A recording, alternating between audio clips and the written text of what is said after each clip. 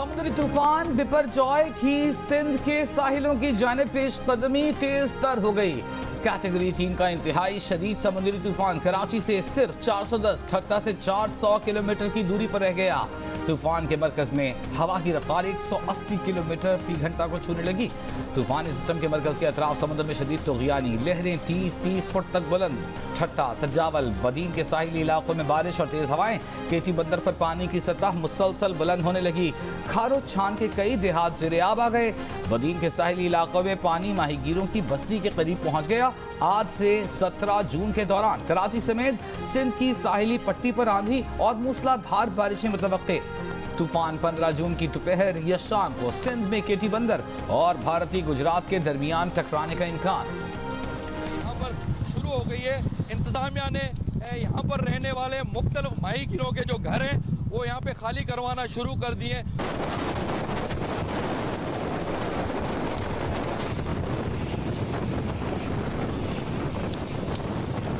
केटी बंदर शहर का मेन बाजार है। आगे समंदरी तूफान के पेश नज़र केटी बंदर शहर को इंतजामिया ने खाली करा लिया है। तूफान की आमद से पहले केटी बंदर शहर को खाली करा लिया गया। शहर सुनसान और वीरान हो गया। कुछ लोगों के मुंतकली के लिए हुकूमत की तरफ से गाड़ियां फराहम न करने का शिकवा। बदीन के साहिली इलाके 0 पॉइंट पर तेज हवाओं का राज और हल्की बारिश। समुद्र के किनारे कायम मछेरों की बस्ती भीन खला के बाद वीरान हो गई। सन्नाटा छा गया। सजावल से भी लोगों ने नकल मकानी शुरू कर दी। शहर खाली होने लगा। महकमा मौसमियात का कहना है कि सजावल में कल सुबह 10 से 12 बजे के दरमियान का वक्त खतरे से भरपूर है। जाती, खारोछान और शाहबंदर के इलाके खतरे की जद में हैं।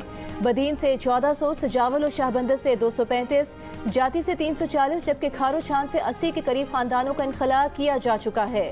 सिंध हुकूमत का आज रात तक 50,000 अफराद के इनखला का हदफ। वज़ीर आला सिंध मुराद अली शाह ने सिंध असम्बली को बताया कि उम्मीद है लोगों को कैंप्स में ज्यादा वक्त तक नहीं रहना पड़ेगा। मुराद अली शाह का कराची में साइन बोर्ड्स और मखदूश इमारतों का जायजा लेने के लिए मुख्तलिफ मकामात का दौरा। कराची में कई मकामात पर इमारतों पर लगे बड़े साइन बोर्ड्स अब तक मौजूद।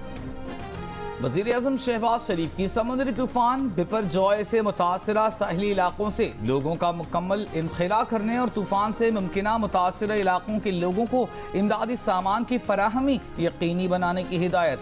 वज़ीर आज़म की ज़ेर सदारत इजलास में ब्रीफिंग के दौरान बताया गया कि नकल मकानी करने वालों को सरकारी इमारतों और आर्जी कैंपों में ठहराया जा रहा है। कैंपों में खुराक, खैमे, मच्छरदानियाँ और पीने का साफ पानी फराहम किया जा रहा है। चेयरमैन NDMA लेफ्टिनेंट जनरल इनाम हैदर मलिक की वज़ीर आज़म शहबाज शरीफ से मुलाकात। चेयरमैन NDMA ने वज़ीर आज़म को तूफान बिपरजॉय से पैदा मुमकिना सूरत हाल से निमटने के लिए तैयारियों से आगाह किया। समुद्री तूफान केटी बंदरगाह से जरूर टकराएगा। केटी बंदर, ठट्टा और बदीन वगैरह मुतासर हुए हैं। विफाकी वज़ीर बराए मौसमियाती तब्दीली शेरी रहमान ने खबरदार कर दिया। प्रेस कॉन्फ्रेंस में कहा कि गुज़श्ता सैलाब के मुतासरीन अब तक मुश्किलात का शिकार थे। अब समुद्री तूफान आ गया। लोग जगह खाली करने में हिचकिचाहट का शिकार हैं, लेकिन उनकी जिंदगियां अजीज हैं, उन्हें जबरदस्ती निकालेंगे। चेयरमैन NDMA लेफ्टिनेंट जनरल इनाम हैदर मलिक ने बताया कि 1 लाख के करीब अफराद को कल शाम तक महफूज मकामात पर मुंतकिल किया जाएगा। तूफान के असरात समेत मौसमियाती नुकसानात पर कंट्रोल के इकदाम जारी हैं। पूछा गया कि आपने एक वफाकी वज़ीर आज़म पाकिस्तान और फौज के सीनियर अफसर के खिलाफ इतना संगीन इल्ज़ाम आपने कैसे लगा दिया कि आपको कत्ल कर दिया जाएगा या आपको कत्ल करने की जो है वो साजिश की गई है। तो उन्होंने कहा कि मुझे किसी ने बताया था, और उन्होंने ये बरमला इस बात का एतराफ़ किया कि ये जितने भी बयानात हैं इनकी कोई बुनियाद नहीं है और कोई सबूत नहीं है। JIT ने चेयरमैन PTI को झूठा करार दे दिया। उन्होंने एतराफ़ किया कि जितने भी बयानात हैं उनकी कोई बुनियाद नहीं, कोई सबूत नहीं। विफाकी वज़ीर दाखिला राना सनाउल्लाह की प्रेस कॉन्फ्रेंस। कहा, चेयरमैन PTI से पूछा गया कि एक विफाकी वज़ीर और फौज के सीनियर अफसर पर संगीन इल्ज़ाम कैसे लगाया। उन्होंने जवाब दिया कि किसी ने उनको बताया था कि उन्हें कत्ल करने का मंसूबा बनाया गया है। जब पूछा कि किसने बताया तो बोले कि याद नहीं। विफाकी वज़ीर ने यह भी कहा कि इल्ज़ामात लगाने और झूठ बोलने में चेयरमैन PTI कोई मिसाल नहीं रखते। गालम गलोच ब्रिगेड और टाइगर फोर्स को सरकारी खातों से अरबों रुपए तकसीम किए गए। हैरान कुन किस्म के आदाद शुमार सामने आएंगे। बाकायदा 1 साल से गुलैल फोर्स पेट्रोल बम की तैयारी की जा रही थी। इन शरपसंदों के खिलाफ कानून पूरी तरह हरकत में आएगा।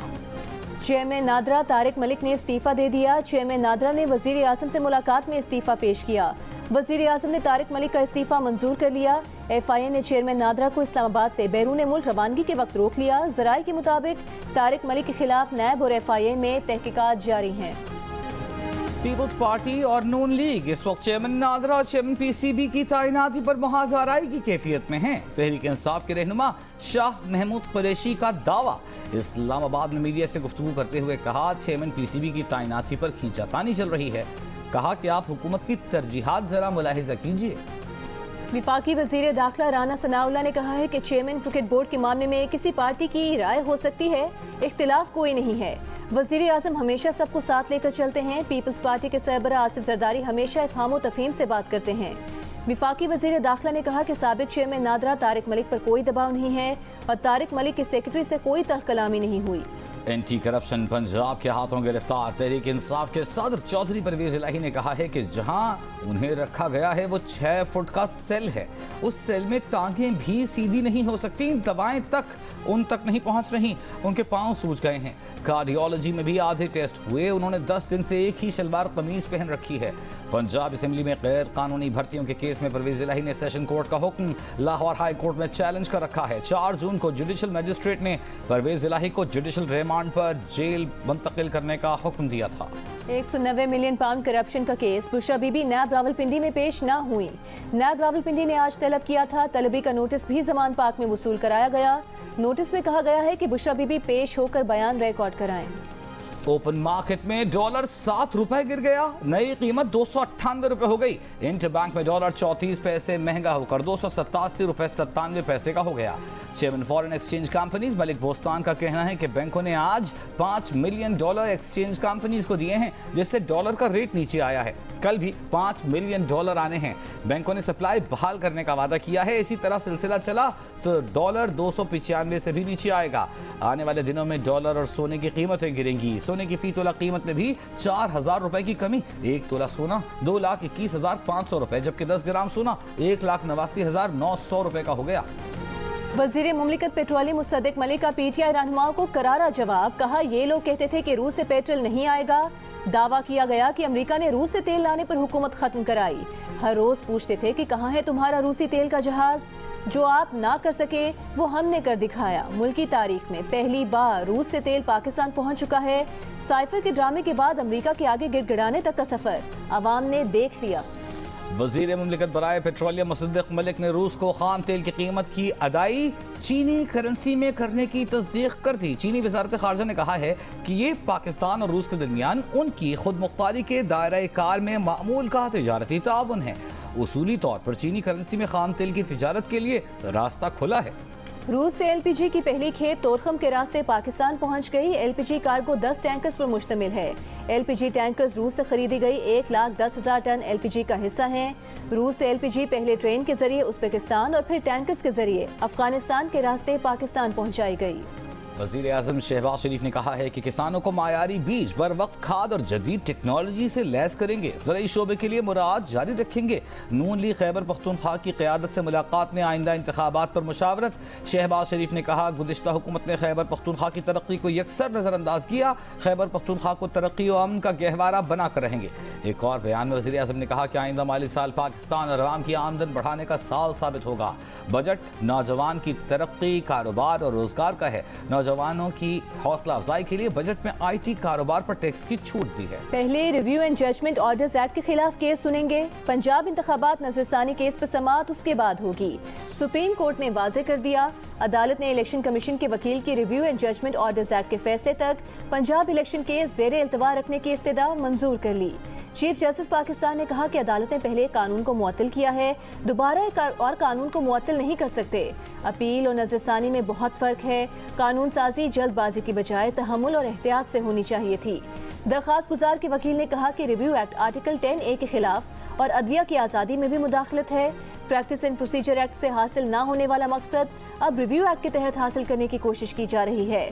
जस्टिस मुनीब अख्तर ने कहा कि दोनों कवानीन अलग अलग दायरे इख्तियार से मुतालिक हैं। एडवोकेट अली जफर ने कहा कि सुप्रीम कोर्ट के फैसलों का हतमी होने का एक तस्वुर मौजूद है, जबकि नजरसानी में शवाहिद दोबारा नहीं देखे जा सकते। सुप्रीम जुडिशल काउंसिल की कार्रवाई रेगुलेट करने से मुताल्लिक दरखास्त काबिल समाअत होने पर फैसला महफूज। वकील हिना जिलानी ने कहा, जज के मुस्ताफी होने के बाद काउंसिल कार्रवाई खत्म कर देती है। जिन मामलात पर काउंसिल कानून खामोश है, अदालत उसमें हिदायत दे।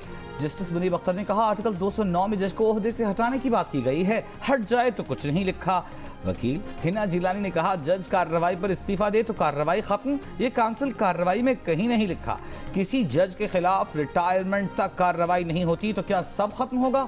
जस्टिस मुनीब अख्तर ने कहा, दरखास्त गुजार चाहता क्या है, क्या काउंसिल को अदालत हिदायत दे?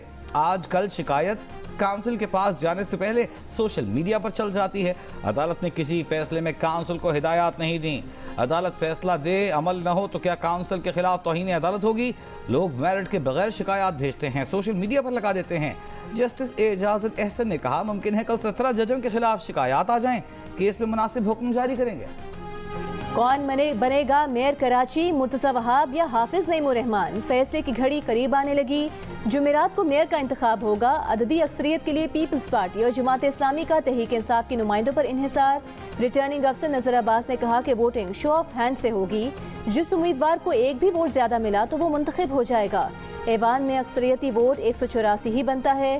तहरीक इंसाफ का जमात इस्लामी और नून लीग का पीपल्स पार्टी की हिमायत का ऐलान। पीटीआई का जमात इस्लामी के उम्मीदवारों को वोट ना देने वालों या गैर हाजिर रहने वालों के खिलाफ कानूनी कार्रवाई का भी ऐलान।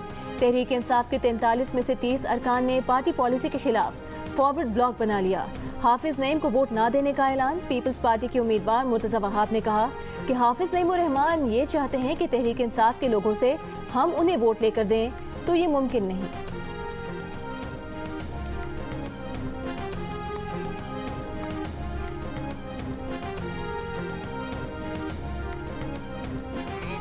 इस वक्त लापता हैं, किसी खुफिया मुकाम पे रखे गए, अगर वो अपनी मर्जी से गए इसका मतलब ये है कि खरीदो फरोख्त हुई है, और अगर अपनी मर्जी से नहीं गए तो ये तो जबर है, ये तो अगवा है, और ये तो पूरे इलेक्शन के अमल को रोंदने के मुतरादिफ है। इन दोनों सूरतों में हुकूमत कहाँ खड़ी है और इलेक्शन कमीशन कहाँ खड़ा है?